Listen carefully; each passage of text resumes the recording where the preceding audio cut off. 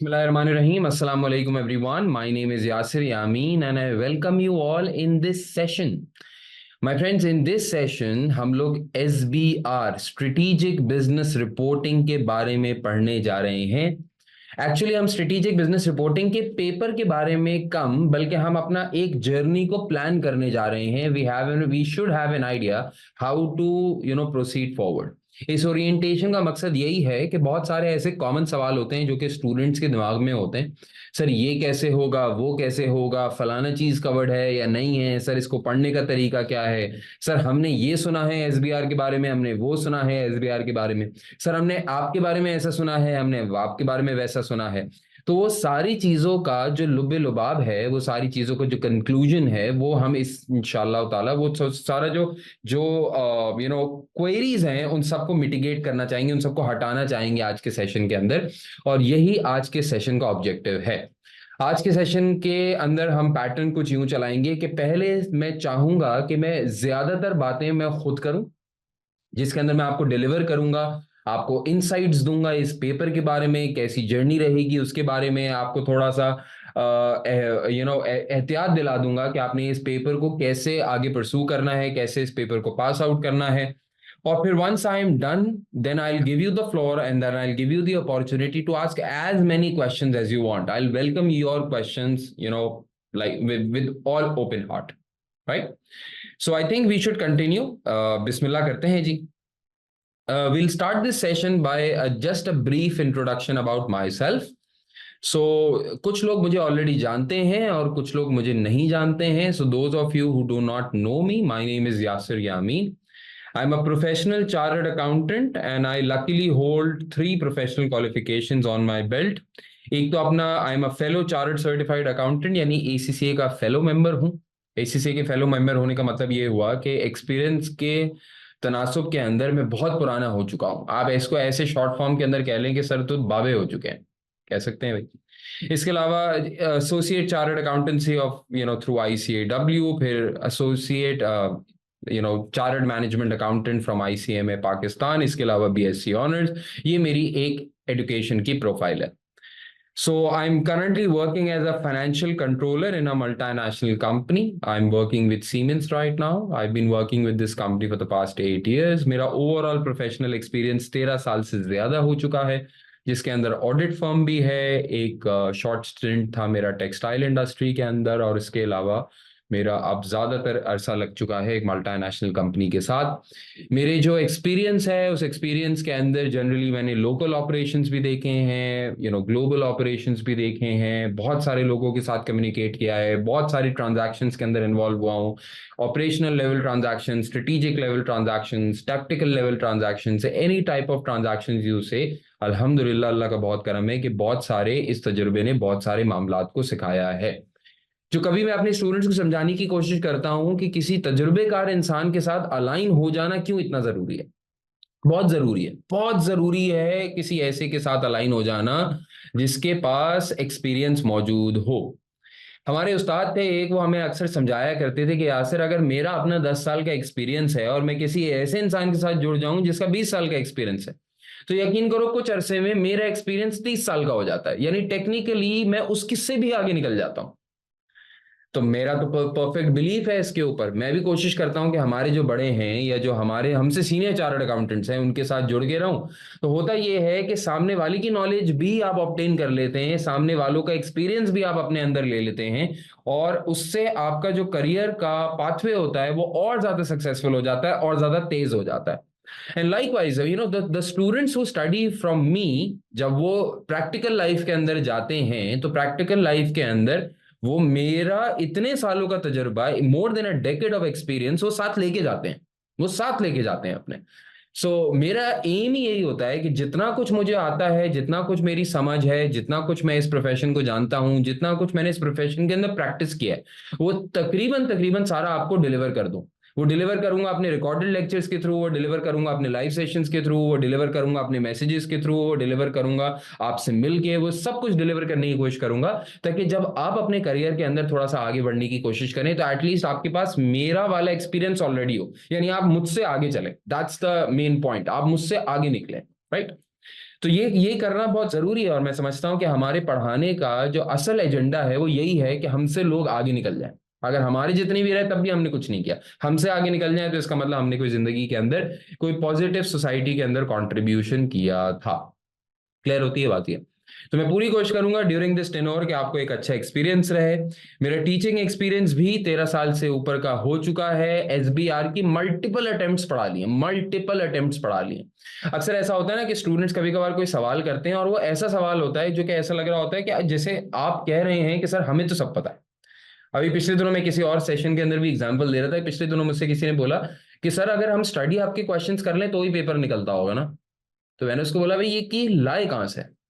वो कहने लगा सर स्टडी आपके क्वेश्चन जो होते हैं वो आपके नॉर्मल किट के क्वेश्चन से बिल्कुल मुख्तलिफ होते हैं। मैंने बोला भाई तो हम आईसीडब्ल्यू कर लो और मुख्तलिफ लगेंगे, तुम आईसीएमए कर लो और मुख्तलिफ लगेंगे, तुम आई कैप के क्वेश्चन कर लो और मुख्तलिफ लगेंगे, तुम ICAI institute of chartered accountants of India उनके सवाल कर लो और मुख्तलिफ लगेंगे। तो मुख्तलिफ का मतलब ये थोड़ी होता है कि this is the right strategy. मैं हमेशा कहता हूं लोगों को कि देखो बेटा आपकी पहली अटेम्प्ट है, मेरी पहली अटेम्प्ट नहीं है। हमारी कितनी अटेम्प्ट्स गुजर चुकी हैं इस पेपर के साथ। तो हमें पता है कि ये पेपर एसबीआर जब पहले दिन से शुरू हुआ था तब उसके क्या इम्पैक्ट था, आज जो चल रहा है एसबीआर तब उसका क्या क्या क्या पर्सपेक्टिव है एग्जामिनर का, क्या एग्जामिनर आपसे चाहता है, क्या करना पड़ेगा आपको इस पेपर के लिए पास करने के लिए। देखिए आप लोग तो चंद चंद स्टूडेंट्स हो ना, चंद स्टूडेंट्स हो। आपसे पहले कितने सारे स्टूडेंट्स गुजर गए, उन सारे स्टूडेंट्स की प्रॉब्लम्स आई, अच्छाइयां आई, बुराइयां आई, हमने उनको समझाया, यानी उन्होंने हमसे कुछ सीखा और कभी कभार हमने भी उनसे बहुत कुछ सीखा। कितने टाइप के स्टूडेंट ऐसे आते हैं, ऐसी जनरल क्वेरीज लेके आते हैं, ऐसे पैनिक अटैक्स लेकर आते हैं, उनको काउंसल करना, उनको सही पाथ पे लेकर आना, उससे हमने एज ए टीचर बहुत सीख लिया ना। तो अब जब आपके सामने कोई बात डिलीवर करने जाते हैं तो जो आपकी प्रॉब्लम होती है, आपकी प्रॉब्लम हमने आपसे पहले 10 मरतबा देखी हुई होगी। तो हमारे साथ जुड़ने का आपको एक बहुत बड़ा एडवांटेज ये हो सकता है कि आप उस प्रॉब्लम के अलावा कोई प्रॉब्लम लेकर आओगे, क्योंकि वो सारी चीजें हम अपने पाथ के अंदर ऑलरेडी कवर करते हुए निकलते। तो ये जो तजुर्बा होता है ना बेटा, ये एक्सपीरियंस आपकी पेपर को पास करने के अंदर बहुत मदद करता है, क्योंकि बहुत सारे ऐसे मामला, बहुत सारे ऐसे सवाल जो कोई स्टूडेंट कर सकता है, जो कि किसी के दिमाग में आ सकते हैं, वो हमारे लेक्चर्स के अंदर ऑलरेडी कवर हो गए हुए होते हैं। क्लियर होती है बात? ये टीचिंग स्टाइल भाई मेरा कुछ ऐसा ही है कि मैं पूरी कोशिश करता हूं कि मैं आपको इंगेज करूं। इंगेज करने के मेरे बहुत सारे पैटर्न्स होते हैं, कुछ मॉक होता है, कुछ लाइव सेशंस हमारे जो होते हैं वो इंगेजिंग पैटर्न होते हैं। ये orientation in itself is an engaging mechanism, right, कि आप और मैं इंगेज कर सकें। बातचीत करते रहते हैं, व्हाट्सएप चलता रहता है, हमारा ग्रुप चलता रहता है, तो उसके ऊपर एंगेजमेंट एक बड़ी रहती है, इंटरेक्शन बड़ी रहती है। पूरी कोशिश करता हूं कि जब पढ़ा रहा हूं तो आपको रियल वर्ल्ड एग्जांपल्स दूं ताकि आपकी अंडरस्टैंडिंग बेहतर हो जाए। मैं आपको बता रहा हूं तकरीबन तकरीबन अल्लाह का बहुत करम है, अल्लाह का बहुत एहसान है मेरे ऊपर कि बहुत सारी ऐसा आपका पार्ट ऑफ द कोर्स ऐसा है जो कि मैंने प्रैक्टिकली रियल लाइफ में किया हुआ है। तो जब मैं आपको फॉर एग्जांपल एम्प्लॉय बेनिफिट्स का कुछ बता रहा हूं, या मैं आपको शेयर बेस्ड पेमेंट का कुछ बता रहा हूं, या मैं आपको रीस्ट्रक्चरिंग के बारे में कुछ बता रहा हूं, या मैं ग्रुप अकाउंटिंग आपको करा रहा हूं, तो ये सारी चीजें हैं जो कि मैं अपनी जिंदगी में रियलिटी के अंदर कर चुका हूं। तो जो मेरी एग्जाम्पल होती है वो भी मैं कोशिश करता हूं कि वो ऐसी ही कोई एक एग्जाम्पल निकले जो कि कोई generic example out of the blue ना हो, आउट ऑफ द स्काईज ना हो। वो ऐसी एग्जाम्पल हो जिसको आप अपनी प्रैक्टिकल लाइफ से भी लिंक कर सकें, आपको नजर आती हो, ताकि आपकी ऐसी इंसाइट डेवलप हो कि कल को कुछ सालों के बाद जब आप मेरी पोजीशन के ऊपर बैठे हो तो आपको वो मेरी एग्जाम्पल कभी किसी तरह दिमाग में क्लिक हो जाए और आप बोलें कि ऐसी सिचुएशन में ऐसा करना होता था, या ये इसकी अकाउंटिंग इंप्लीकेशंस होती थी। ये हमारा अल्टीमेट ऑब्जेक्टिव है। मैं अपने दिल में ऑब्जेक्टिव ये लेके चला हूं कि आपकी तैयारी मैंने सिर्फ इस पेपर के लिए नहीं करानी। मैं चाहता ये हूं कि आज से 5 साल बाद, आज से 10 साल बाद कभी ना कभी आप जाके मुझे याद कर लें और आप ये बोलें कि सर ने वो जो बात की थी ना वो सच बोल रहे थे, कि प्रैक्टिकली भी ऐसा ही हो रहा होता है। अगर आज से 5 या 10 साल बाद जाके आपने मुझे याद कर लिया तो मैं समझूंगा कि मैंने कोई काम किया, वरना फिर तो नॉर्मल रिलेशनशिप हो गया ना हमारा, फिर कोई खास रिलेशनशिप नहीं है।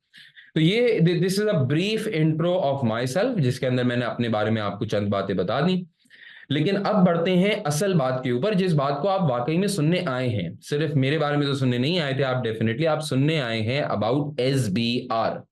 एसबीआर के बारे में सुनने जा रहे हैं।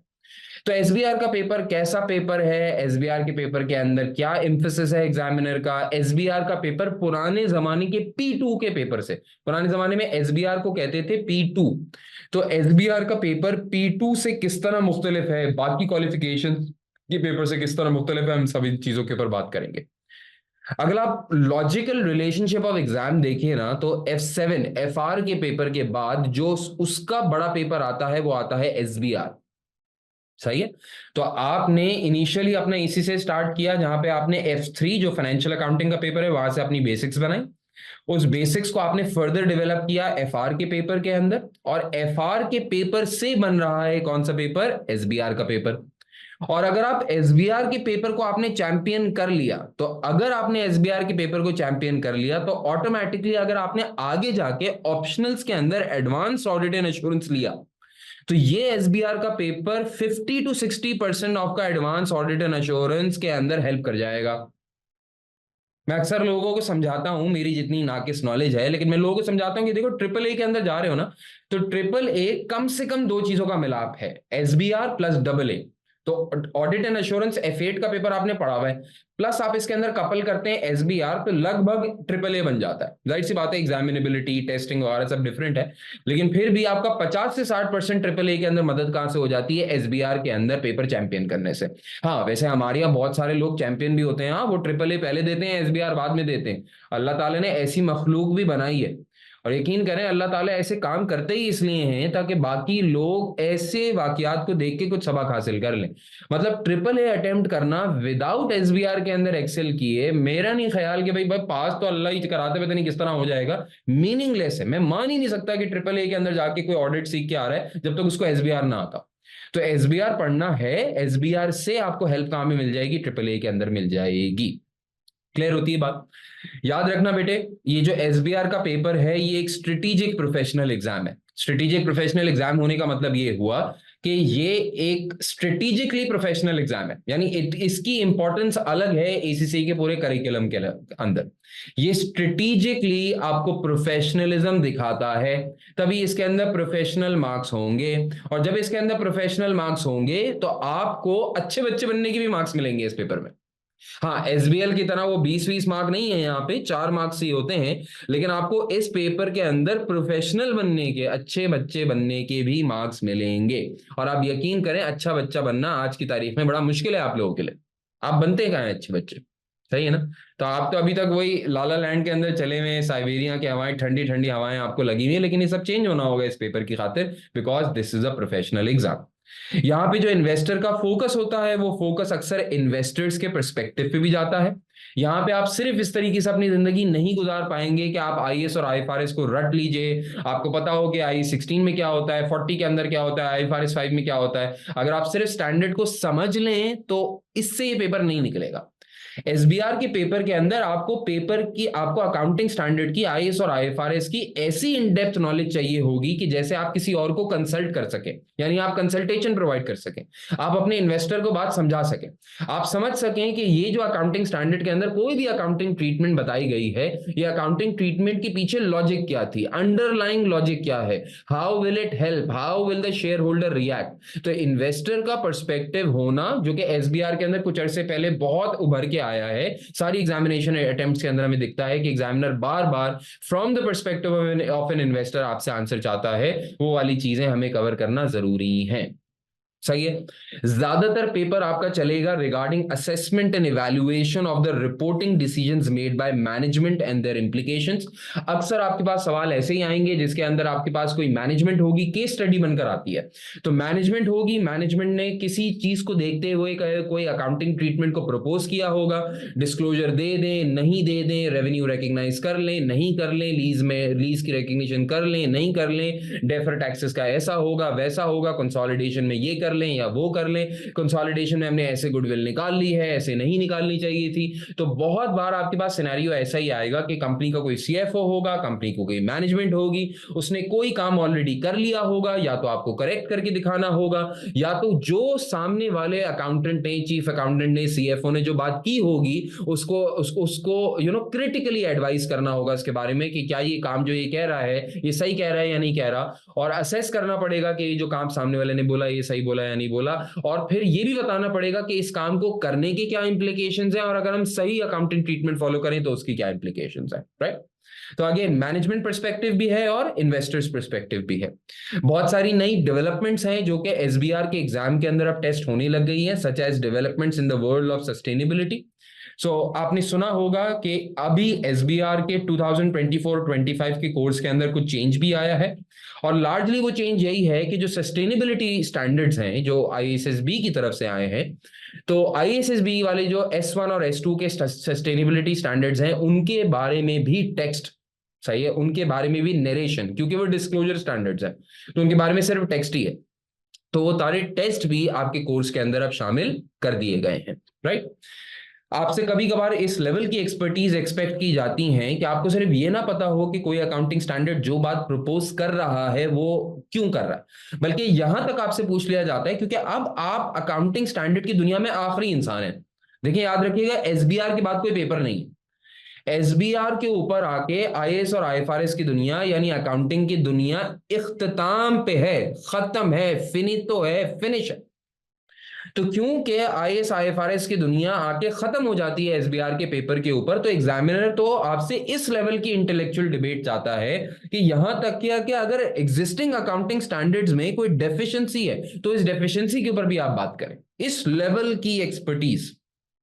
अब बात समझ रहे हैं?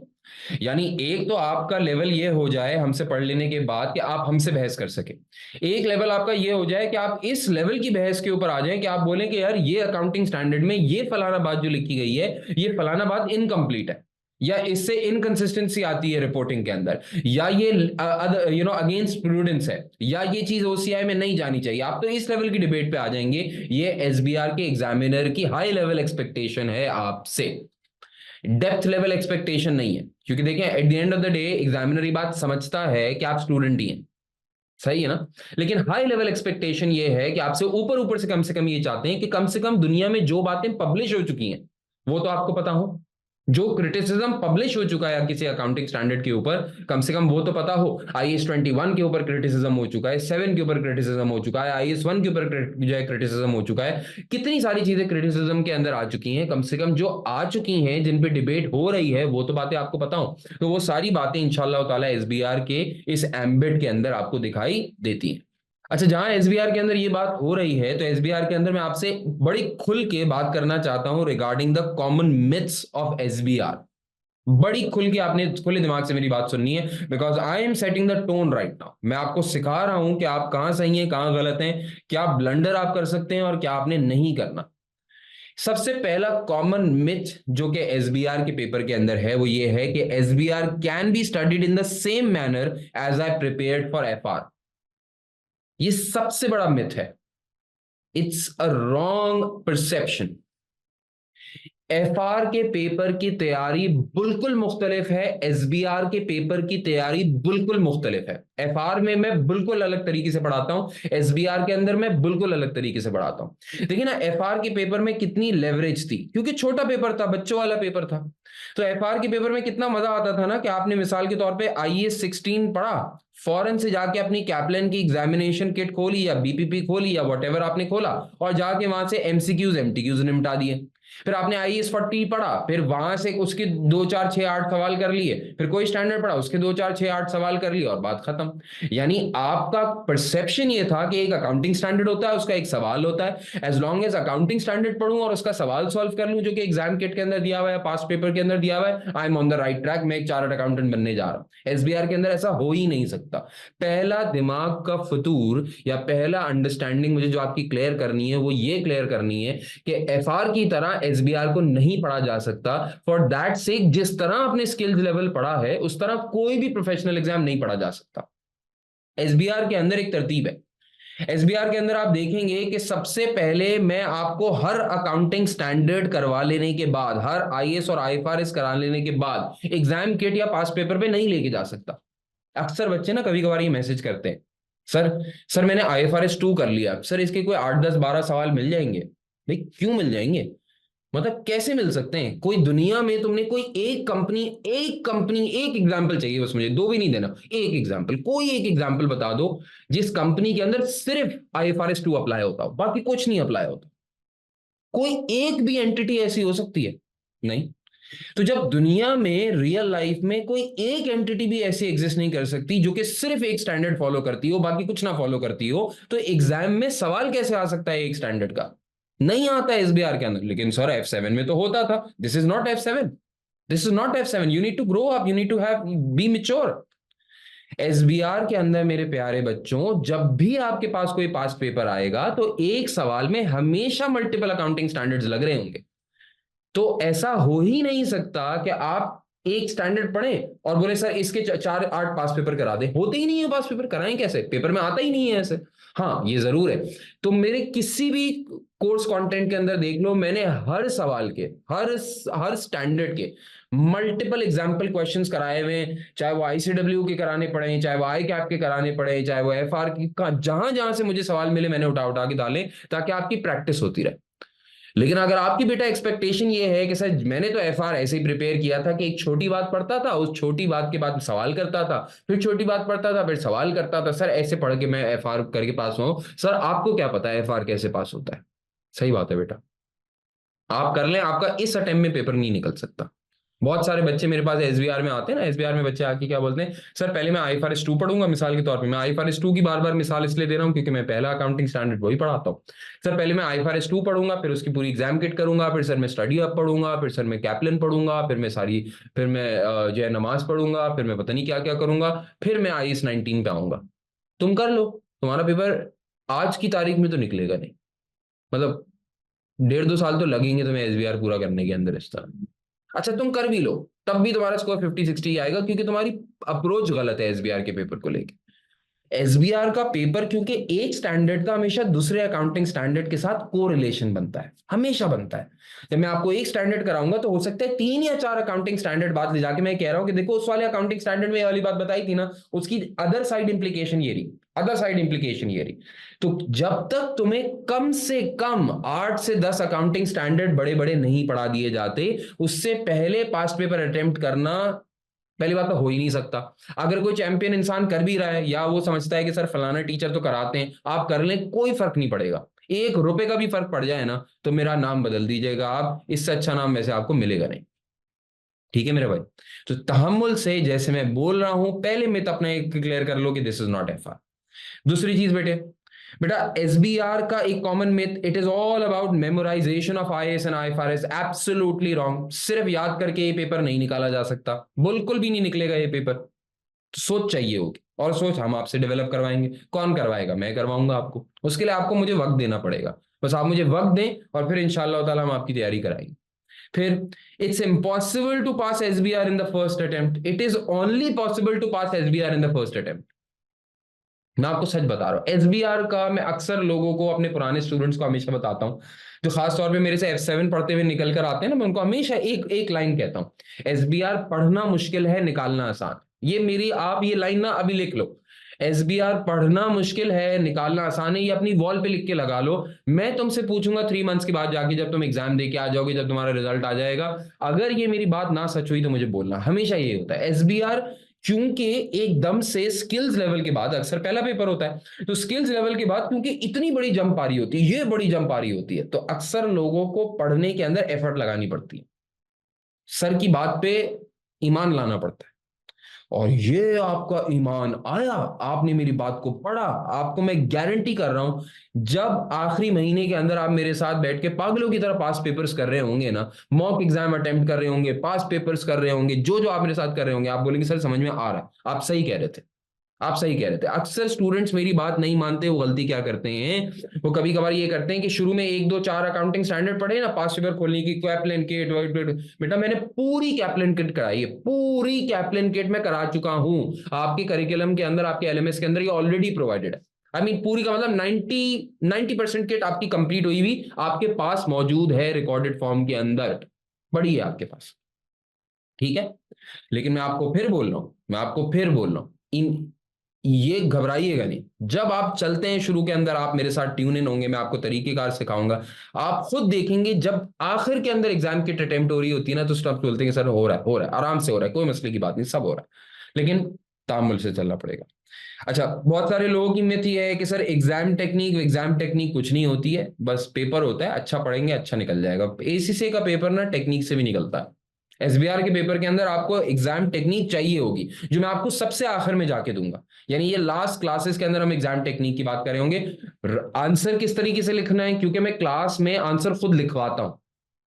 मेरे आप जितने भी लेक्चर्स देखोगे उसके अंदर जो आपका एग्जामिनेशन पोर्टल है, मैं उस पोर्टल के ऊपर खुद टाइप कर रहा होता हूँ क्लास के अंदर आंसर, स्प्रेडशीट के सवाल खुद कर रहा होता हूँ, खुद क्लास में खुद स्प्रेडशीट बना के दिखाता हूँ। सही है ना? लाइव क्लास में कर रहा होता हूँ।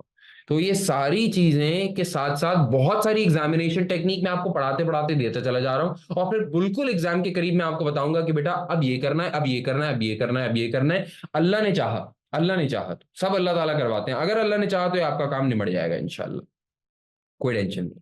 तो पहले तो एसबीआर की थोड़ी सी ये क्लैरिटी हो गई आपको, ठीक है। अब इतनी बातें एसबीआर की इंपॉर्टेंस से रिलेटेड कर ली हैं, लेकिन अब आपको समझना ये जरूरी है कि सर एसबीआर का पूरा स्ट्रक्चर है क्या, यानी गेम क्या है एसबीआर की। ये जो एक स्लाइड है ना, इस एक स्लाइड के अंदर मैं तुम्हारे दिमाग के अंदर सारी की सारी एसबीआर की गेम क्लियर कर दूंगा। ये चीज बस मेरे से समझ लो, इस स्लाइड को समझ लो।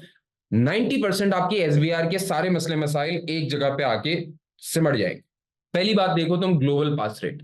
एसबीआर का ग्लोबल पास रेट देखोगे ना तो सितंबर 2022 से चलना स्टार्ट करो। 51%, 47%, 50%, 51%, 50%, 50%, 49%। तुम इन सब का एवरेज निकालोगे तो कहीं ना कहीं 50-50 के करीब ही आ रहा होगा। यानी अगर हम सीएजीआर या मतलब इन एग्रीगेशन बेसिस के ऊपर देखें तो 50% एसबीआर का मामूल के तौर पे पासिंग रेशियो है।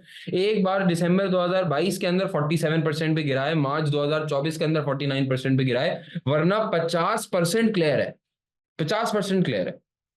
अच्छा, 50% पासिंग रेशो होने का मतलब ये है कि ये ग्लोबल पासिंग रेशो है, मेरा पासिंग रेशो नहीं है भाई। मेरा पासिंग रेशो इससे बहुत बेहतर है। फ्लॉन्ट करने वाली कोई जरूरत नहीं है, लेकिन इससे बहुत बेहतर है। तो ये ग्लोबल पासिंग रेशो है। ग्लोबल पासिंग रेशो का मतलब इसमें लेस प्रिपेयर्ड बच्चे भी बैठते होंगे, अंडर प्रिपेयर्ड बच्चे भी बैठते होंगे, नॉन प्रिपेयर मतलब अनप्रिपेयर्ड बच्चे भी बैठते होंगे, बहुत ज्यादा प्रिपेयर्ड बच्चे भी बैठते होंगे, डिसेंटली प्रिपेयर्ड बच्चे भी बैठते होंगे। इन सबका एवरेज जो मजमुआ निकल कर आता है कि 50% लोग इस पेपर को पास कर लेते हैं। बहुत ही बेहतर पासिंग रेशो है as compare to all other papers in your professional level. It's a very decent passing ratio, very good passing ratio. And through this pass rate, I can, justify my previous point कि इस paper को पढ़ने में मेहनत लगती है, पास करने में मेहनत नहीं लगती, पास सबका हो जाता है। ऑलमोस्ट ऑलमोस्ट ये पेपर सबका निकल जाता है। ठीक है, तो निकालना कोई बड़ी बात नहीं है, इसके अंदर स्कोर करना इज अ बड़ी बात। सही है ना? तो you should have the right approach to score well. Alright, so passing ratio is very good. As far as the course outline is concerned, तो मैं आपकी कोर्स आउटलाइन को 6 ब्रॉड कैटेगरीज में तोड़ रहा हूं। 6 broad categories of your course outline. सबसे पहला और सबसे इंपॉर्टेंट एरिया जो कि आपके कोर्स का है वो है आईएएस इंटरनेशनल अकाउंटिंग स्टैंडर्ड्स और IFRS international financial reporting standards को प्रिपेयर करना। ये आपके कोर्स का एक सब्सटैंशियल एरिया है, क्योंकि एसबीआर के अंदर तकरीबन तकरीबन जितने भी अकाउंटिंग स्टैंडर्ड्स दुनिया में आज तक आए हैं, तकरीबन अदर देन स्पेशलाइज्ड एंटिटीज, तकरीबन तकरीबन आप सारे कवर कर लेते हैं। तकरीबन, यानी if I am not wrong तो कुछ नहीं मेरे ख्याल में कोई यू नो कोई 35-40 अकाउंटिंग स्टैंडर्ड बनते हैं जिनको आप कवर करते हैं एसबीआर के अंदर। 35 to 40 accounting standards in depth cover करते हैं। तो एक एरिया आपके कोर्स का ये है कि आपने मेरे साथ आईएएस और आईएफआरएस मिलकर कवर करना होगा। जो F7 में पढ़े हुए हैं वो भी कवर होंगे, वो भी कवर होंगे, पहले ही क्लियर कर दूं। जो F7 के अंदर तुमने कुछ अकाउंटिंग स्टैंडर्ड्स पढ़े थे जिनके ऊपर मैं अभी डिटेल में बात करूंगा, अभी थोड़ा जो है तसल्ली रखो, लेकिन F7 वाले अकाउंटिंग स्टैंडर्ड्स भी रिकॉल हो रहे होंगे, प्लस जो एसबीआर के अपने स्पेसिफिक अकाउंटिंग स्टैंडर्ड्स हैं वो भी कवर हो रहे होंगे एसबीआर के अंदर। और वो कैसे कवर होंगे, कितनी डेप्थ के अंदर कवर होंगे, सब बताऊंगा, थोड़ा सा तसल्ला रखो उसके लिए। फिर उसके अलावा आपके पास एक एरिया है ग्रुप अकाउंट्स का, जिसको आप कंसोलिडेशन कहते हैं। कंसोलिडेशन के बेसिकली आपके दो दो रुख हैं एसबीआर के पेपर के अंदर। एक बेसिक कंसोलिडेशन है, मेरे हिसाब से बेसिक कंसोलिडेशन वो कंसोलिडेशन है, वहां तक की कंसोलिडेशन है जहां तक आपने एफआर के पेपर में पढ़ी थी।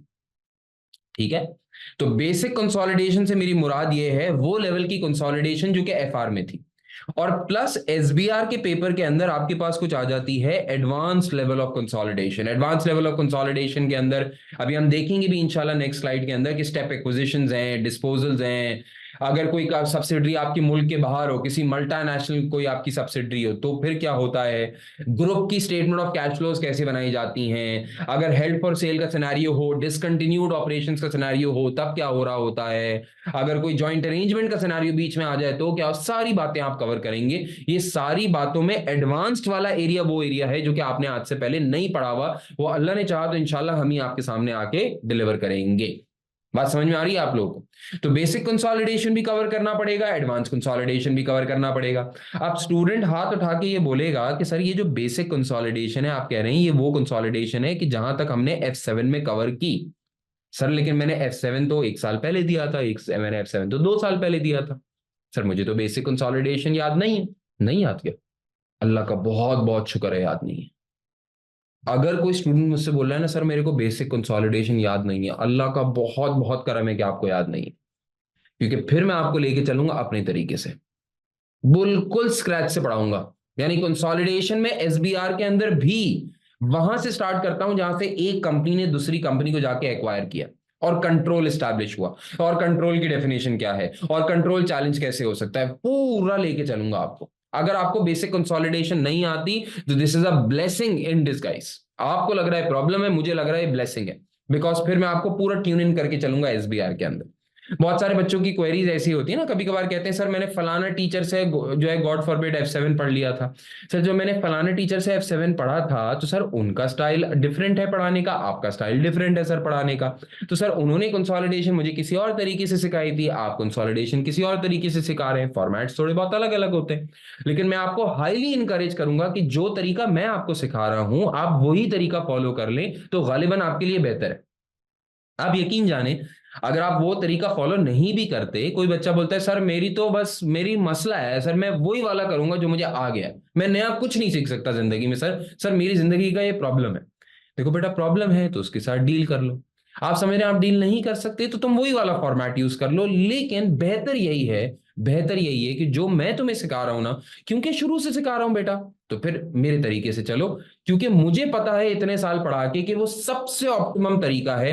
उसी के थ्रू स्प्रेडशीट में काम करना आसान है, उसी के थ्रू जो प्री पॉपुलेटेड फॉर्मेट आता है आज के जमाने में स्प्रेडशीट का, उसी के थ्रू वो वाला तरीकेकार आसान है। तो बेसिक कंसोलिडेशन भी मेरे तरीके से होगी, एडवांस कंसोलिडेशन भी मेरे तरीके से होगी। अच्छा अक्सर बच्चे क्या करते हैं, अक्सर बच्चे ये समझते हैं कि सर असल तो होती है एडवांस कंसोलिडेशन, बेसिक तो इतनी इंपॉर्टेंट है नहीं। गलत। बेसिक कंसोलिडेशन ज्यादा आती है पेपर के अंदर बनिस्बत एडवांस कंसोलिडेशन। और मैं आपको यहां भी बताऊं कि आप एडवांस कंसोलिडेशन पढ़ ही नहीं सकते जब तक आपकी बेसिक अच्छी ना हो। और बेसिक में मतलब वही सब आ रहा है, बचपन की यादें, गुडविल निकालना, कंसोलिडेटेड रिटेन अर्निंग्स बनाना, एनसीआई बनाना, दो कंपनीज को आपस में मिलाना, पीएनएल बनाना, इंट्रा ग्रुप ट्रांजैक्शंस को कैंसिल करना, कोई यूआरपी हो तो उसको देखना, कोई अनरियलाइज सॉरी कोई एसोसिएट हो तो उसको देखना, वो सारी चीजें दोबारा रिकॉल होती हैं एसबीआर के अंदर। हाँ टाइम लगाना पड़ता है, जाहिर सी बात है, लेकिन फिर भी सब कुछ रिकॉल आपको कराते हुए लेके चलेंगे। ए बिल्कुल शुरू से बात स्टार्ट होती है। ऐसे हो जाए बात स्टार्ट कि किसी ने F7 नहीं पढ़ाना तब भी वो समझेगा, तब भी वो समझेगा, कोई ताल्लुक नहीं है F7 का मेरे कोर्स से। ठीक है। फिर बेटा एक और इंपॉर्टेंट एरिया जो कि आपके कोर्स के अंदर मौजूद है, जिसके ऊपर एग्जामिनर बहुत एम्फेसिस करता है और आगे बताऊंगा कि ये एरिया इंपॉर्टेंट क्यों है, वो है एथिक्स और प्रोफेशनल प्रिंसिपल्स का, यानी एथिक्स का एरिया है। चौथा एरिया है एपीएम्स का। एपीएम्स का मतलब होता है ऑल्टरनेट परफॉर्मेंस मेजर्स, यानी किसी कंपनी की परफॉर्मेंस को कैसे मेजर किया जाएगा आज के जमाने के अंदर, और क्या दुनिया के अंदर ऑल्टरनेट परफॉर्मेंस मेजर्स हैं जिनको यूज करके आज कंपनीज की परफॉर्मेंस को असेस किया जाता है। वो जो पुराने जमाने के रेशियोज थे ना, जीपी मार्जिन, एनपी मार्जिन, रोस वोस वो सब पुराने हो गए। आजकल आजकल तरीकेकार डिफरेंट आते चले जा रहे हैं with regards to performance measurement, और वो तरीकेकार इंशाल्लाह ताला हम आपके साथ चल के डिस्कस करेंगे। क्लियर होती है बात? एक नया एरिया बेटा जो आपके कोर्स के अंदर अब एंटर हो गया है वो है sustainability reporting standards, standard 1 and standard 2, S1 S2। तो ये आईएफआरएस का S1 S2 नया इंट्रोड्यूस हुआ है आपके कोर्स के अंदर, इंशाल्लाह ताला आपको ये भी पूरा का पूरा प्रोवाइड किया जाएगा। अच्छा बाय द वे, इसके अलावा एसबीआर के अंदर कुछ चेंज नहीं हुआ है। तो हो सकता है कि मैंने देखा है, मैंने अक्सर फॉलो किया है कि बहुत सारे लोग ये बोल रहे हैं कि एसबीआर चेंज हो गया है। एसबीआर में कोई ऐसी सब्सटैंशियल चेंज नहीं आई जो कि एक्सपेक्टेड नहीं थी। ये जो S1 और S2 है ना, ये S1 S2 मैंने 1 साल पहले अपने करंट इश्यूज में पढ़ाया था, 2023 के अंदर, 2023 के अंदर I taught this as a current issue. तो आपको ये नया लग रहा है क्योंकि कोर्स में एज अ फॉर्मल टॉपिक नया आया है, लेकिन हम इसको बहुत पहले से पढ़ा रहे हैं, तो हमारे लिए कोई नया नहीं है, ये बहुत रूटीन की बात है। तो आपको इंशाल्लाह ताला S1 S2 sustainability reporting standards के बारे में भी बताएंगे। ये जाहिर सी बात है, ये नई चीज है, तो इसका मतलब आने वाले दिनों के अंदर एग्जामिनर का इसको एग्जामिन करना हाईली लाइकली है, तो इसकी इंपॉर्टेंस अपनी जगह रहेगी। फिर कुछ एरिया होता है बेटा आपके कोर्स के अंदर जिनको हम करंट इश्यूज या करंट डेवलपमेंट्स कहते हैं। ये मैंने न्यू लिखा है इसके ऊपर, ऑल्दो के करंट इश्यूज एसबीआर के कोर्स में हमेशा से हैं। एसबीआर के कोर्स में करंट इश्यूज हमेशा से हैं। और ये क्या है, इससे पहले जो P2 होता था, P2 के अंदर भी करंट इश्यूज होते थे। न्यू क्यों लिखा है? क्योंकि करंट इश्यूज है ना, करंट अफेयर है ना, तो करंट अफेयर हमेशा नया ही रहता है, करंट है ना उसके नाम में, तो करंट अफेयर तो करंट ही रहेगा, नया रहेगा। क्लियर होती है बात? तो ये हमेशा ही नहीं है, ये दिस इज ऑलवेज नहीं। क्लियर होती है बात ये? अच्छा मेरे बच्चों, ये 6 एरियाज ब्रॉडली मैंने क्लासिफाई कर दिए। अभी मैं डिटेल्ड ओरिएंटेशन के ऊपर जाऊंगा इसके ऊपर, लेकिन 6 ब्रॉड कैटेगरीज हैं जो कि आपने कवर करनी है मेरे साथ। क्लियर? आप अपना एग्जाम का स्ट्रक्चर विद दिस कॉन्टेक्स्ट समझो। आपका पेपर है 3 घंटे 15 मिनट का, सही है, और पूरे 3 घंटे 15 मिनट का है। पेपर का पैटर्न क्या है? पेपर का पैटर्न ये है कि आपके पास 2 सेक्शन आएंगे पेपर के अंदर, सेक्शन ए और सेक्शन बी। सेक्शन ए भी 50 मार्क का है, सेक्शन बी भी 50 मार्क का है। सेक्शन ए में भी 2 सवाल आते हैं, सेक्शन बी में भी 2 सवाल आते हैं, and all questions are compulsory. मैं लिख भी देता हूं बेटा, ऑल क्वेश्चंस आर कंपल्सरी। ठीक होती है बात बेटा? तो 4 सवाल हैं जो कि आपके एग्जाम के अंदर आएंगे, सारे के सारे कंपलसरी होते हैं। जो पहला सवाल आता है बेटा, क्वेश्चन नंबर 1, वो 30 मार्क्स का क्वेश्चन आता है, and it primarily focuses on consolidation. कुछ रिपोर्टिंग इश्यूज भी उसके अंदर आते हैं as part and parcel, Hasbe जायका, लेकिन लार्जली जो पहला सवाल होगा वो किसका होगा? कंसोलिडेशन का। आज के जमाने में जो ग्रुप फाइनेंशियल स्टेटमेंट्स का सवाल आता है वो प्री पॉपुलेटेड स्प्रेडशीट के साथ आता है। ठीक है, प्री पॉपुलेटेड स्प्रेडशीट का मतलब यह होता है कि एग्जामिनर कंसोलिडेशन का सवाल देता है और उसके अंदर स्प्रेडशीट के अंदर फाइनेंशियल स्टेटमेंट्स ऑलरेडी बनाई हुई होती हैं। 2 कंपनीज की एसओएफपी है ना, वो ऑलरेडी एक्सेल में बनी बनाई मिलेगी आपको। आपने क्या करना होगा, उस प्री पॉपुलेटेड स्प्रेडशीट को, उसमें मिस्टेक्स फाइंड आउट करके उसको सही करना होगा, बस। बाकी बाकी सारा काम हुआ बात है। पहले जमाने में ये होता था, जब प्री पॉपुलेटेड नहीं होती थी स्प्रेडशीट, तो पहले जमाने में होता ये था कि पहले आपने सारी एडजस्टमेंट सॉल्व करनी होती थी, एडजस्टमेंट सॉल्व करने के बाद खुद ही जाके स्क्रैच से फाइनेंशियल स्टेटमेंट बनाने शुरू करते थे। आज के जमाने में एग्जामिनर को पता है कि भाई दुनिया में प्रैक्टिकली ऐसा नहीं हो रहा होता, क्योंकि टेक्नोलॉजी फाइनेंशियल स्टेटमेंट्स तो खुद बनाती है। टेक्नोलॉजी, भाई मैं जिस कंपनी में काम करता हूं, जिस मल्टीनेशनल में, मैंने पिछले 8 साल में एक बार भी एक्सेल के ऊपर पीएनएल बैलेंस शीट नहीं बनाया, क्योंकि भाई सिस्टम है ना मेरे पास, वो खुद बनाता है। हाँ, उस सिस्टम को चलाना कैसे है, उस सिस्टम के अंदर कुछ गलत नजर आ रहा हो तो उसको एडजस्ट कैसे करना है, उसके अंदर अकाउंटिंग प्रिंसिपल्स को कैसे अप्लाई करना है, आईएस और आईएफआरएस की इंप्लीकेशन कैसे होगी, उसकी प्रेजेंटेशन रिपोर्टिंग कैसे सही होगी, उसके लिए मैं रिस्पॉन्सिबल हूं, वो मैं देखता हूं। लेकिन इन इट सेल्फ एक्सेल के ऊपर एसेट की हेडिंग डालना, नॉन करंट एसेट की हेडिंग डालना, उसके अंदर प्रॉपर्टी प्लांट एंड इक्विपमेंट लिखना, ये तो एक टीडियस टास्क है जो कि आजकल मतलब खुद ब खुद सिस्टम खुद कर रहा होता है। तो क्योंकि एसीसी वालों को ये बात पता है, देखो एसीसी में हमेशा कहता हूं हर बॉडी से आगे है। ये प्री पॉपुलेटेड स्प्रेडशीट सिर्फ एसीसीए में है, as far as my knowledge is concern. शायद आईसीडब्ल्यू के अंदर होगा, लेकिन आज के जमाने में, लेकिन वैसे तो कहीं है ही नहीं। मतलब आप बाकी लोकल क्वालिफिकेशंस की बात करें, उसमें प्री पॉपुलेटेड स्प्रेडशीट का मैकेनिज्म है ही नहीं। तो आज भी यही चाह रहे हैं कि आप अच्छी खूबसूरत सी हेडिंग डालें, उसको मिडिल अलाइन करें, बोल्ड करें, ये करें वो करें। इसी से एग्जामिनर बोल रहे हैं भाई ये बच्चों जैसी बातें हैं, फाइनेंशियल स्टेटमेंट्स तो कंप्यूटर बना देगा, हम आपको बनी बनाई देते हैं, अब इसको सही करके दिखाओ तो मैं मानूं। ये है असल बात, सही? तो it's a more high level examination as compare to other things. तो क्वेश्चन नंबर 1 जो 30 मार्क्स का आएगा आपके पास बेटा, वो 30 मार्क्स का सवाल आएगा कंसोलिडेशन के ऊपर। प्री पॉपुलेटेड स्प्रेडशीट होगी, हमारे कोर्स में इसकी प्रैक्टिस शामिल है, हमारे कोर्स में इससे रिलेटेड सारी चीजें शामिल है, मैं खुद ये चीज सॉल्व कराता हूं लाइव क्लास के अंदर भी। तो आपको इसकी परवाह करने की जरूरत नहीं है, कोई परवाह करने की जरूरत नहीं, ठीक है। क्वेश्चन नंबर 2 आता है बेटा, क्वेश्चन नंबर 2 20 मार्क्स का होता है, जिसमें रिपोर्टिंग की इंप्लीकेशंस और एथिक्स की इंप्लीकेशंस टेस्ट होती हैं। इस 20 मार्क के सवाल के अंदर अक्सर 8 to 10 मार्क्स का प्योर एथिक्स होता है, प्योर एथिक्स। सही, एथिक्स का चैप्टर आप मेरे साथ पढ़ेंगे इंशाल्लाह। तो प्योर 8 से 10 मार्क्स एथिक्स के होते हैं, बाकी जो 10 से 12 मार्क होते हैं वो होते हैं आपके पास रिपोर्टिंग इंप्लीकेशन के। IAS 24 का मसला होगा, IFRS 8 का मसला होगा, IAS 37 का मसला होगा, 36 का मसला होगा, IFRS 5 का मसला होगा, IFRS 8 का मसला होगा। बहुत सारे मसले कोई ना कोई होगा जिसके ऊपर आपको गुफ्तगू करनी पड़ेगी कि ऐसा करेंगे तो क्या होगा। वो जब इंशाल्लाह एथिक्स के एरिया के ऊपर, इस वाले एरिया के ऊपर जाएंगे तो इंशाल्लाह ताला इसकी खूब तरीके से प्रैक्टिस करेंगे, दबा के पास पेपर करेंगे इसके अंदर, ठीक है। तो पहले 2 सवाल कहां से आ रहे हैं? एक आ रहा है पहला सवाल आपका कंसोलिडेशन से, ठीक है।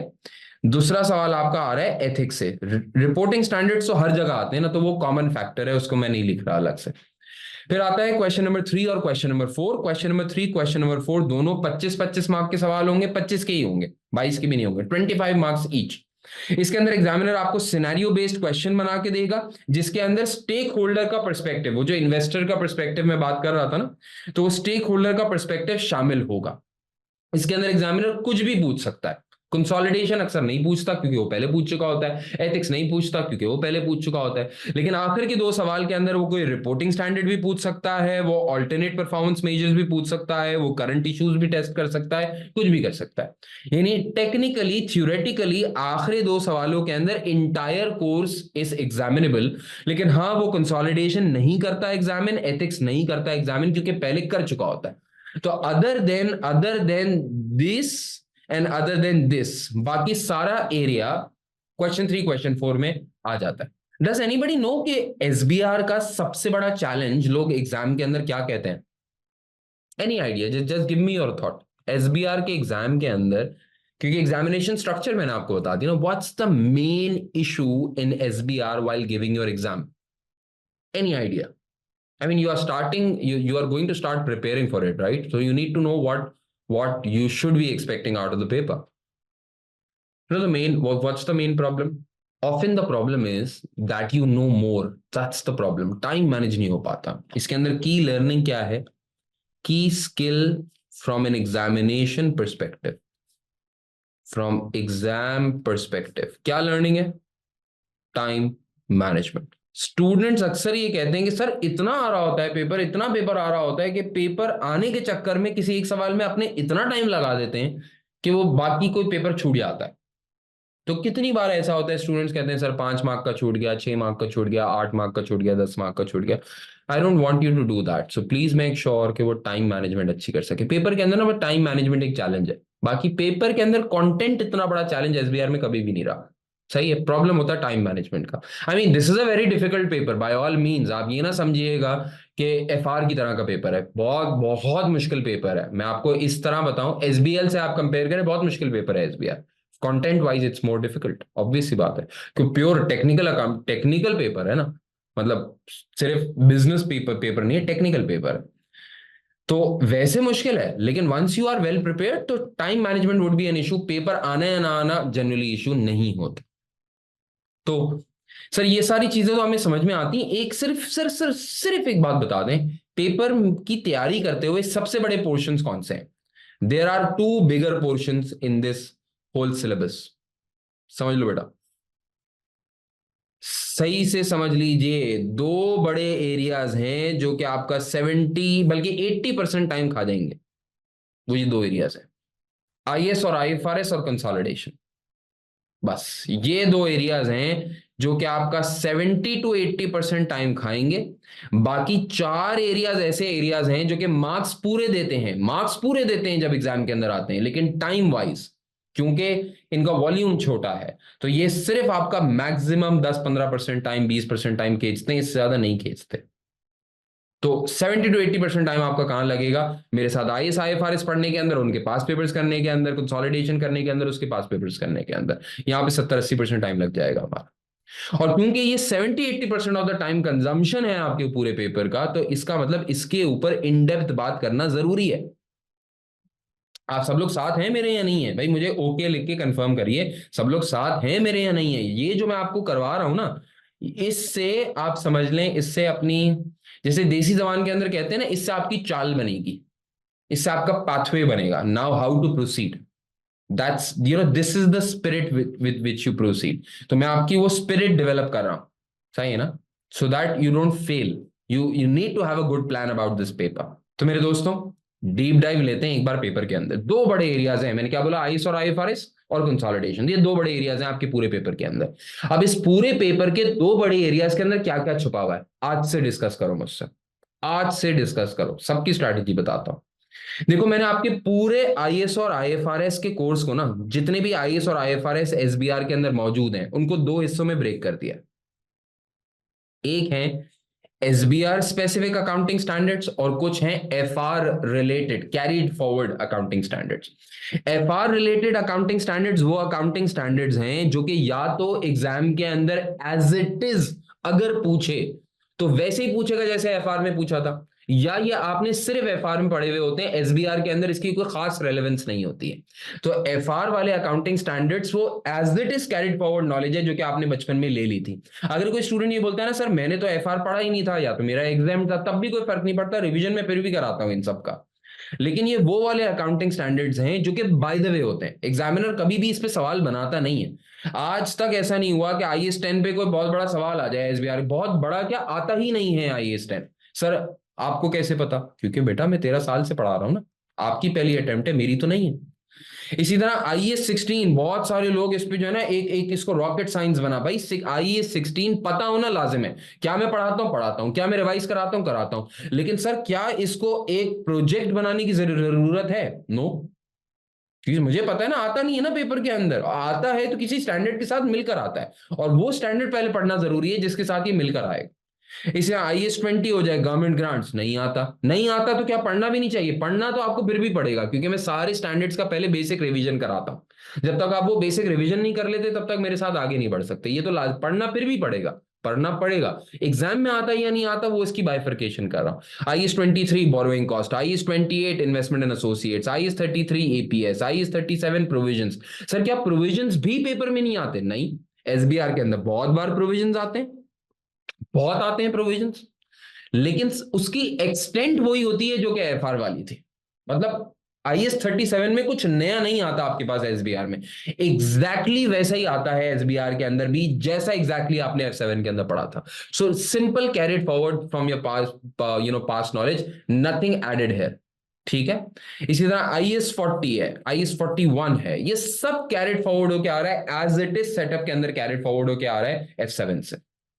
लेकिन फिर कुछ अकाउंटिंग स्टैंडर्ड्स हैं मेरे बच्चों जो कि हैं एसबीआर स्पेसिफिक। अच्छा, एसबीआर स्पेसिफिक अकाउंटिंग स्टैंडर्ड्स वो अकाउंटिंग स्टैंडर्ड्स हैं बेटा जो कि या तो पहली बार आप एसबीआर में ही पढ़ रहे हैं, या वो ऐसे अकाउंटिंग स्टैंडर्ड्स हैं जैसे कि मिसाल के तौर पे आईएएस 38 इंटेंजिबल एसेट्स, क्या आपने F7 में पढ़ा था? पढ़ा था।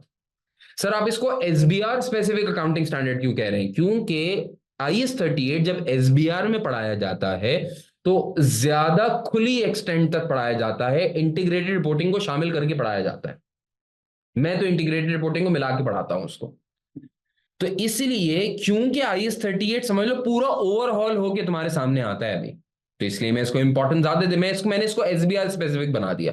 मैंने बोला ये सिर्फ F7 की नॉलेज से आईएएस 38 नहीं मुकेगा, कुछ एडिशनल बातें भी पढ़नी पड़ेंगी। हम शुरू से शुरू करेंगे आईएएस 38 को दोबारा से, और कुछ एडिशनल एसबीआर की बातें पढ़ेंगे, तब आईएएस 38 मेरी नजर में पूरा होगा, इसलिए इस लिस्ट के अंदर मौजूद है, ठीक है? तो एसबीआर के अंदर जितने भी आईएएस आईएफआरएस हैं, ये ऑफ प्राइम इंपॉर्टेंस है, बहुत ज्यादा इंपॉर्टेंस है इनकी, ठीक है? अब इसके अंदर आईएएस 7 भी आता है, statement of cash flows, defer taxes भी आता है। आईएएस 12 जो इनकम टैक्सेस का अकाउंटिंग स्टैंडर्ड है, इसके अंदर कुछ नॉर्मल इनकम टैक्सेस की लॉजिक भी है जो कि आपने बचपन में पढ़ी थी, और प्लस इसके अंदर कुछ ऐसा डेफर टैक्स भी शामिल है जो कि for example with respect to consolidation है, जो कि आप सिर्फ एसबीआर के अंदर पढ़ते हैं, ये भी है। IAS 19 एम्प्लॉय बेनिफिट्स आपने आज से पहले नहीं पढ़ा हुआ, इंशाल्लाह ताला हम आपको पढ़ाएंगे। IAS 21 effects of effects of changes in exchange rates, क्या ये आपने पहले पढ़ा हुआ है? पहले पढ़ा हुआ है आपने।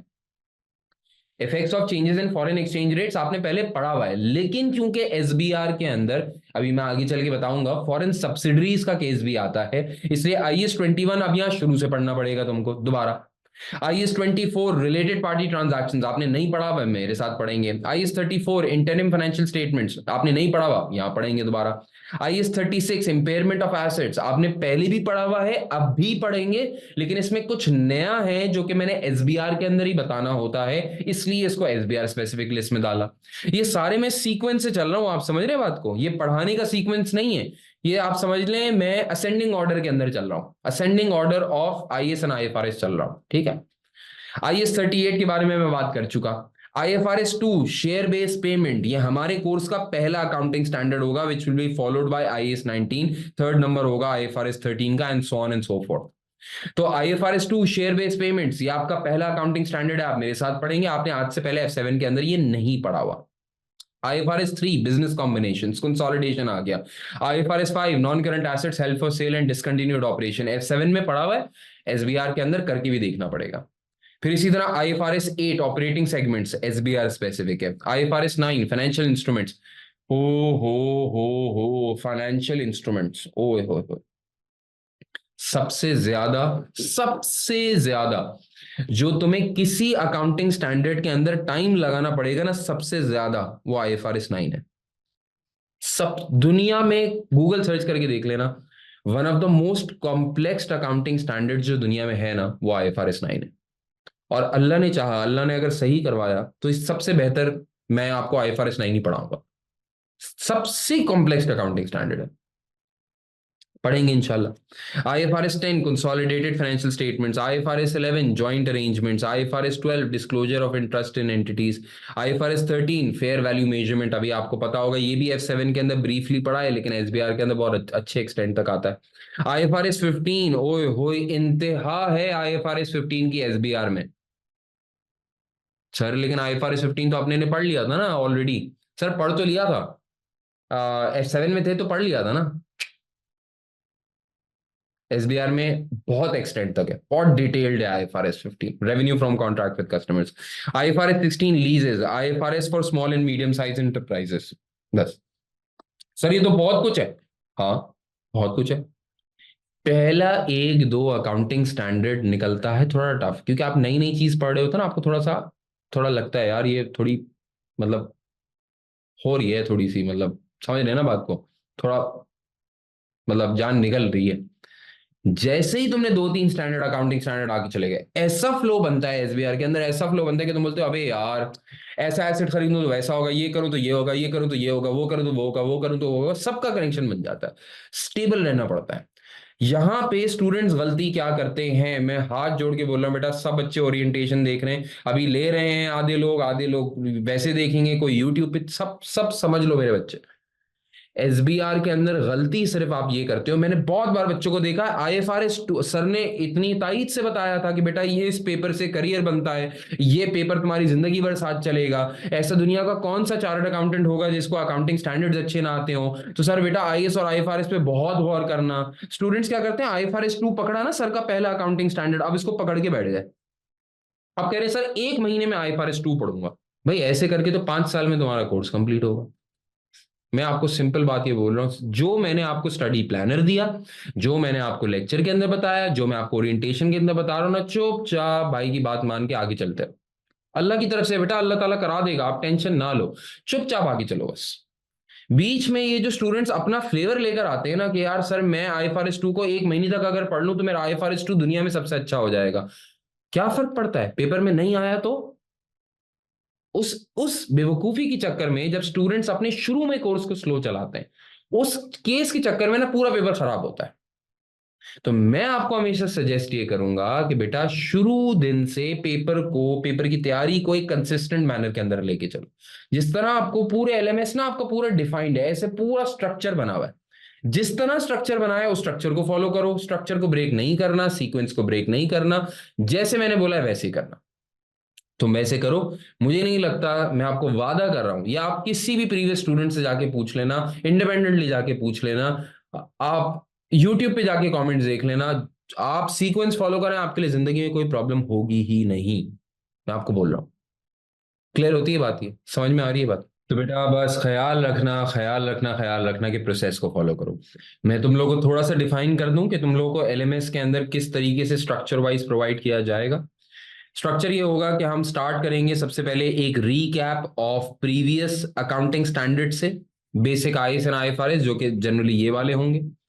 फिर उसके बाद हम चलेंगे एसबीआर स्पेसिफिक आईएएस और आईएफआरएस के ऊपर। मैं आपको 8-10 अकाउंटिंग स्टैंडर्ड करवाऊंगा। फिर उसके बाद लेके जाऊंगा उनके पास्ट पेपर के ऊपर। ये ब्रीफ पास्ट पेपर्स होंगे जिनको आप अटेम्प्ट करेंगे थोड़ा एग्जाम का फ्लेवर हासिल करने के लिए। अभी तक आप इस काबिल नहीं हुए होंगे कि पूरा पेपर अटेम्प्ट कर सकें, लेकिन आप पास्ट पेपर चंद एक आध जो कि रेलेवेंट हैं वो मैं आपको करा दूंगा, आपका ये काम खत्म हो जाएगा। ये कोर अकाउंटिंग स्टैंडर्ड्स कर लेने के बाद 10-12 होंगे, बल्कि 10-12 अकाउंटिंग स्टैंडर्ड कर लेने के बाद आपको मैं जंप करवाऊंगा कंसोलिडेशन के ऊपर। सही है? ये जो पहले वाले आईएएस और आईएफआरएस होते हैं, मैं इनको कहता हूं IAS and IFRS before consolidation. फिर मैं जाऊंगा इनटू कंसोलिडेशन। फिर मैं आपको कंसोलिडेशन करवाऊंगा, पहले बेसिक कंसोलिडेशन, फिर मैं आपको करवाऊंगा एडवांस्ड कंसोलिडेशन। उनके पास पेपर साथ साथ चल रहे होंगे, यानी आपके 20 पास पेपर तो उसी वक्त निकल जाएंगे जब तक आप ये कंसोलिडेशन के लेक्चर्स ले रहे होगे। फिर इसके बाद आप जाएंगे फिर दोबारा आईएएस एंड आईएफआरएस के ऊपर। ये वो आईएएस और आईएफआरएस हैं that should be done after consolidation. बहुत सारे अकाउंटिंग स्टैंडर्ड्स ऐसे हैं जिनकी फील आपको तभी आएगी, जो समझ में आपको तभी आएंगे जब आपने फाइनेंशियल स्टेटमेंट्स की शक्ल देख ली होगी। इनको मैं कराता हूं आफ्टर कंसोलिडेशन। मिसाल के तौर पे आपके पास IFRS for small and medium size enterprises है। अब इसको कंसोलिडेशन से पहले करने की कोई तुक नहीं है। IS 24 रिलेटेड पार्टी ट्रांजैक्शन है। जब फाइनेंशियल स्टेटमेंट्स बनाना सीख जाओगे उसके बाद रिलेटेड पार्टी ट्रांजैक्शन को समझना ज्यादा लॉजिकल है। तो कुछ ऐसी सस्टेनेबिलिटी रिपोर्टिंग है, सस्टेनेबिलिटी अकाउंटिंग स्टैंडर्ड्स हैं, सस्टेनेबिलिटी रिपोर्टिंग स्टैंडर्ड्स हैं, ये सब मैं आपको करवाऊंगा आफ्टर वाले एरिया के अंदर, आफ्टर वाले एरिया के अंदर। ठीक होती है बात? फिर इसके बाद हम चलेंगे बेटा जो है आपके एथिक्स के ऊपर। फिर हम चलेंगे वहां से एपीएम्स के ऊपर। फिर हम वहां से चलेंगे बेटा करंट इश्यूज वगैरह के ऊपर, और फिर इस तरीके से हमारा कोर्स कंप्लीट होगा। तो आपका सबसे बड़ी जो जर्नी रहेगी वो यहां से लेके यहां तक की जर्नी रहेगी। एथिक्स, एपीएम वगैरह ये यूं होता है, कुछ टाइम नहीं लगता है इसके अंदर, बड़ा टाइम है इन सारे एरियाज का। जिस तरीके से मैंने आपको कोर्स डिजाइन करके दिया है, ये इतने साल असेस कर लेने के बाद, पढ़ा लेने के बाद, डिफरेंट बच्चों के साथ अलाइन हो जाने के बाद मैंने आपके लिए ये पैटर्न डिवाइस किया है। आप यही फॉलो करें, आपके लिए सबसे ज्यादा यही बेहतर है। एक बड़ी चीज आपके कोर्स के अंदर आईएएस और आईएफआरएस है बेटा, और दूसरी बड़ी चीज जो कि आपके कोर्स के अंदर है वो है ग्रुप अकाउंट्स। ग्रुप अकाउंट्स बोले तो कंसोलिडेशन। ठीक है बच्चे मेरे, कंसोलिडेशन का सवाल तुम्हारे पास आएगा वो प्री पॉपुलेटेड स्प्रेडशीट के ऊपर आएगा जिसको तुमने एडजस्ट करना होगा। कौन कौन से एरियाज आपके कवर्ड हैं कंसोलिडेशन के अंदर? We will start with basic consolidation which is the carried forward knowledge of FR. मैं तो शुरू से कराता हूं भाई। फिर उसके बाद हम चलेंगे जॉइंट अरेंजमेंट्स के ऊपर, आईएफआरएस 11 के साथ कवर होता है। Held for sale and discontinued operations के ऊपर आईएफआरएस 5 के साथ कवर होता है। स्टेप एक्विजिशंस, अगर एक कंपनी जिसके अंदर आपकी ऑलरेडी 20% होल्डिंग है या जिसके अंदर 40% होल्डिंग है, उस कंपनी के अंदर फर्दर 20% शेयर होल्डिंग एक्वायर करके स्टेप्स के अंदर एक्विजिशन कर लें तो फिर क्या होगा? स्टेप एक्विजिशन, ये पढ़ाएंगे। फिर आपको डिस्पोजल्स के बारे में पढ़ाएंगे। अगर मैं अपनी कंपनी पूरी की पूरी बेच दूं तो क्या होगा, थोड़ी सी बेच दूं तो क्या होगा, इतनी बेच दूं कि इन्फ्लुएंस रह जाए तो क्या होगा, इतनी बेच दूं कि इन्फ्लुएंस भी चला जाए, नॉर्मल इन्वेस्टमेंट बन जाए तो क्या होगा, पूरी बेच दूं तो क्या होगा, डिस्पोजल्स के अंदर पड़ेंगे। अगर आप पाकिस्तान में है मिसाल के तौर पे, या आप दुबई में है मिसाल के तौर पे, और आपकी एक सब्सिडरी है यूएस के अंदर, तो एक फॉरेन सब्सिडरी की अकाउंटिंग कैसे होती है वो फॉरेन सब्सिडरीज आप पढ़ेंगे। स्टेटमेंट ऑफ कैश फ्लोज, इस बार स्टेटमेंट ऑफ कैश फ्लोज हम एक एंटिटी की नहीं बना रहे होंगे बल्कि पूरे ग्रुप की बना रहे होंगे। बहुत बच्चे इसमें स्ट्रगल करते हैं ना कभी कभार। स्टेटमेंट ऑफ कैश फ्लो का नाम सुनते बच्चे बोलते हैं अभी ये क्या आ गया। सबसे अच्छा एरिया होगा आपका। मैं आपसे वादा कर रहा हूं, अल्लाह ने चाहा, मैं क्या वादा करूंगा, लेकिन अगर अल्लाह ने चाहा तो स्टेटमेंट ऑफ कैश फ्लोज का एरिया इंशाअल्लाह ताला आपका एक ऐसा एरिया रहेगा कि आप दुआएं करेंगे रात को जाग जाग के, या अल्लाह आए ना तो group statement of cash flow का सवाल है और वो मुझसे हो भी जाए। सर दुआ हमेशा पूरी मांगनी चाहिए। हाँ, पता चला ये आपको मैंने अल्लाह के करम से, अल्लाह के हुक्म से अच्छा पढ़ा दिया, आप दुआ करने बैठ गए, Allah group statement of cash flows के सवाल आ जाए, अल्लाह ताला ने दे दिया लेकिन वो आपसे हुआ ही नहीं, तो दुआ पूरी कर लेना भाई। सर कैश फ्लो का सवाल भी आए और मुझसे हो भी जाए, सही है भाई, दोनों दुआएं साथ कर लो, वरना फिर जिंक्स हो जाएगा, आप बोलेंगे अबे ये क्या हो गया। सही है, तो ये ना हो जाए आपके साथ, ठीक है भाई, ये कर लें। अब ये सारी चीजें हैं बेटा जो कि आपके कंसोलिडेशन के अंदर आपको एक्सपेक्ट करनी पड़ेंगी, हम आपको करवाएंगे, आपने टेंशन नहीं लेनी है, आप अल्लाह ने चाहा तो सब कुछ हो जाएगा आपका। सर और कोई बात, छोटी सी बात, आप करना क्या है, www.acconline.co पे जाइए, रजिस्टर कर लीजिए। कोई एडमिशन से रिलेटेड क्वेरी है, फीस पे करने के मैकेनिज्म के अंदर प्रॉब्लम है, जो भी चीज है वो आप हमारे स्टूडेंट सपोर्ट से डिस्कस कर सकते हैं। इनको व्हाट्सएप करिए 03040489 के ऊपर, ये व्हाट्सएप नंबर अवेलेबल है, आप बात करिए। कोई स्पेसिफिक एसबीआर से रिलेटेड क्वेरी है तो आप मुझसे बात करें डायरेक्ट। भाई मैं कहता हूँ कोई भी क्वेरी है तो आप मुझे कॉल कर सकते हो भाई, मतलब कॉल नहीं मैसेज कर लेना ज्यादा बेहतर है। तो आप मुझे, ये मेरा पर्सनल नंबर है, सही है, इस पे 20 रुपए का इजी लोड भी करा दें आप टॉप अप करा दें, तो ये मेरा पर्सनल नंबर है, आप इस पे मुझे जब चाहे अप्रोच कर सकते हैं, व्हाट्सएप करिएगा। छोटी छोटी ख्वाहिशें होती हैं भाई हमारी। अच्छा जनरली एसबीआर के लेवल पे ना ये पूरी हो जाती हैं, लेकिन फिर भी एक बात है जो कि मैं कर लेता हूँ। मैं हमेशा कहता हूँ स्टूडेंट को कि बेटा आप मुझे 24/7 अप्रोच कर सकते हो, जब चाहो 24/7 you can put me a WhatsApp message और अ वॉइस नोट और what ever. 24/7 at least it can be a one way communication, but 24/7 I cannot reply ना, I mean this is deemed, या assumed बात है, मतलब कभी मैं सो रहा हूँ या कभी मैं मीटिंग के अंदर हूँ या मैं कभी ड्राइव कर रहा हूँ, तो उस वक्त ऑब्वियस बात है रिप्लाई नहीं आ पाता, and you need to be careful of that. दुनिया में आप समझें कि सिर्फ आप ही नहीं हैं दुनिया में जो कि कुछ कर रहे हैं, आपके अलावा दुनिया में जो इंसान है वो भी कुछ करते हैं। जैसे अक्सर ऐसा होता है मेरी जिंदगी में, आपको बताऊं मेरी इतनी सैड स्टोरी है, मैं, आप यकीन करें, मैं ऑफिस से निकला, मैंने अपना मैसेज चेक किया, व्हाट्सएप मैसेज चेक किया, मैंने बोला भाई कोई मैसेज नहीं है, गाड़ी में बैठा हूँ, गाड़ी से घर वापस आ रहा हूँ, घर जाके ऐसा लगता है 150 मैसेज आ गए, 150 मैसेजेस आ जाते हैं व्हाट्सएप के ऊपर। और स्टूडेंट्स, आप तो आप है, आप कभी कभार आपको मुझसे इतना प्यार हो जाता है कि आप मुझे उनके बराबर ले आते हैं, मैसेजेस आ रहे हैं ना ऐसे, मतलब क्वेश्चन मार्क, ये क्या तरीका है भाई, सही है मतलब, सही है लेकिन मतलब मैं वो थोड़ी हूँ जो तुम समझ रहे हो भाई। तो हमें जो है ना, वी हैव टू मेच्योरिटी का, अब जाहिर सी बात है, अब आप भी बोलेंगे सर हम तो बच्चे हैं, हम तो ऐसी हरकतें करेंगे, लेकिन भाई अब मतलब कभी तो टाइम आएगा ना बड़े होने का, आज ही वो टाइम है। और आप यकीन करें, ये मैं आपको अगर आदत डाल पाया ना, कि कम्युनिकेशन की आदत डाल पाया, ये कम्युनिकेशन मुझे बाकी टीचर्स अल्लाह ने चाहा मेरे बाद जो आएंगे वो दुआएं देंगे, और आप मुझे दुआएं देंगे जब आप रियल प्रैक्टिकल लाइफ में जाएंगे। You need to learn the art of communication. I've seen all my life, there are capable people, but with very poor communication skill, they stay here.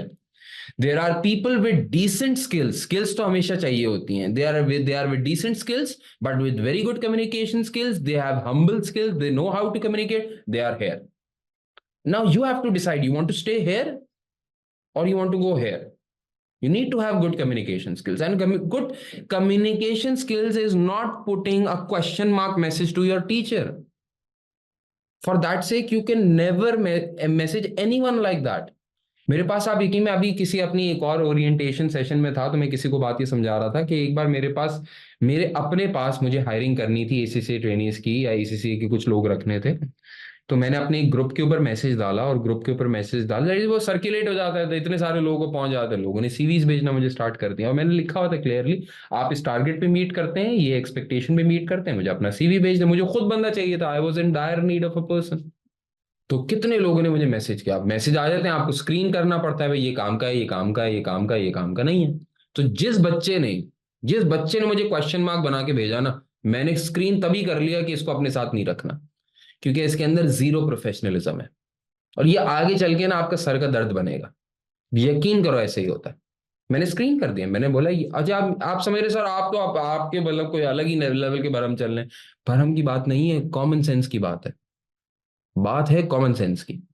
जब आप मेरी कुर्सी पे आके बैठेंगे ना, जब आप मेरी मेरी उम्र में आके बैठेंगे, तो आप बोलेंगे सर सही कह रहे थे। तो आप 24/7 you can put me a WhatsApp message, I promise you, you can ask anyone जो कि प्रीवियस अटेम्प्ट्स के अंदर गुजरे, आई रिप्लाई। हाँ, थोड़ा बहुत आगे पीछे हो जाता है कि तो लेट, अभी किसी क्लास में हो आप, ये मैं आपको दिखा सकता हूँ, इफ यू कैन सी, ये भरे पड़े में मैसेजेस, तो होता है मैं आपको पढ़ा रहा हूँ, किसी और के मैसेज आ रहे हैं, और अब वो क्वेश्चन मार्क बना के भेज रहा होगा मुझको है। तो जिंदगी तो ऐसी है भाई, तो जिंदगी ऐसी है, तो थोड़ा सब्र। अगर कभी रिमाइंडर डालना चाहिए रिमाइंडर डालें, लेकिन मेरे कुछ ऐसे इतने अच्छे स्टूडेंट्स होते हैं, रिमाइंडर डालते हैं फुल स्टॉप बना के भेज देते हैं। क्यों? क्योंकि सर के पास अंदाजा है कि इतने मैसेजेस आए होंगे, जब मैं फुल स्टॉप बना के भेजूंगा मेरा मैसेज ऊपर आ जाएगा। Common sense. या एक हम्बल रिमाइंडर डाल देते हैं sir, soft reminder, kind reminder, sir can I expect a response from you now, this is. ये मैं फिर बोल रहा हूं, मैं सिर्फ अपने लिए नहीं कह रहा, सारी टीचिंग फिटर्निटी, सारी प्रोफेशनल फिटर्निटी के लिए और आपके आने वाले करियर के लिए मैं कह रहा हूं कि ये स्किल आपने, अगर बात करने की स्किल सीख ली ना आपने, अगर आपको कम्युनिकेशन का, जिसमें मैसेजेस लिखना भी आज एक कम्युनिकेशन की फॉर्म है, दुनिया की बहुत बड़ी बड़ी डील व्हाट्सएप पे हो जाती है, इनक्रिप्टेड होता है, ठीक है ना।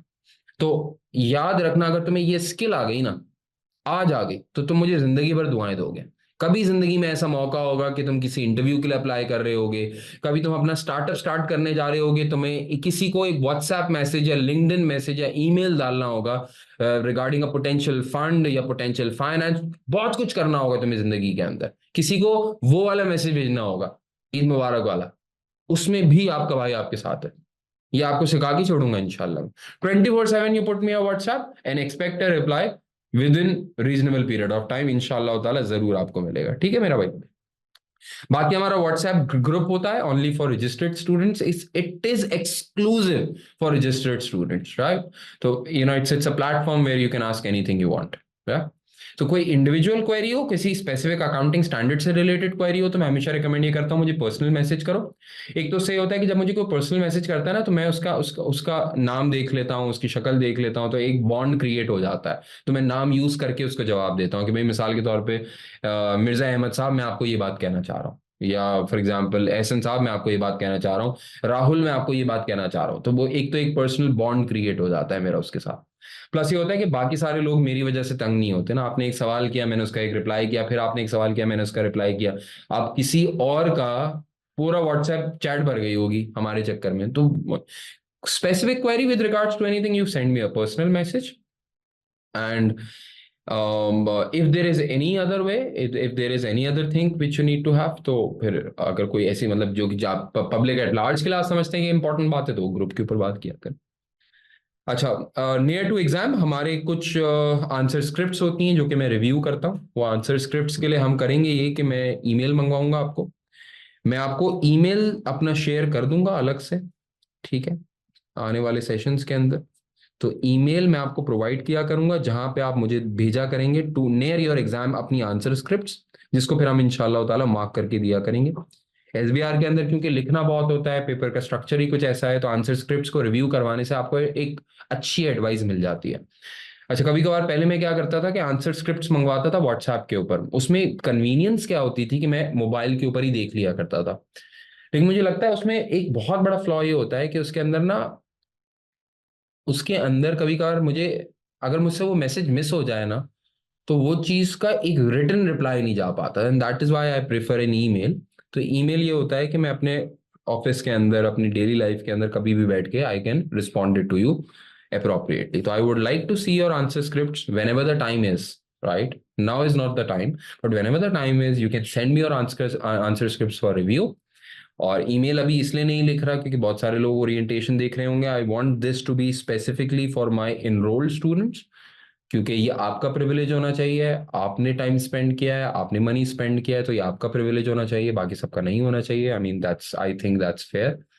तो ये इंशाल्लाह ताला हम लोग करेंगे, right. So thank you very much for listening to me all this time. आपके अंदर पेशेंस है भाई, आपके अंदर हिम्मत है यार, इतनी सारी बातें एक ही इंसान से जो कि लगातार बोलता है, मतलब ऐसा भी नहीं है कि थोड़ा सब्र कर ले जिंदगी में, अभी लगातार बोलता है, इतना पेशेंस आपके अंदर मौजूद है यार, वाह क्या बात है आपकी। And now I would like to hear anything from you. If you have any questions, I tried to cover most of the questions that you had. But if you have any questions please feel free to ask, पूछिए, अभी पूछिए, ठीक है। और अगर नहीं है तो मुझे कम से कम एक ओके लिख के तो दे दें, सो दैट आई नो कि आपका कोई सवाल नहीं है।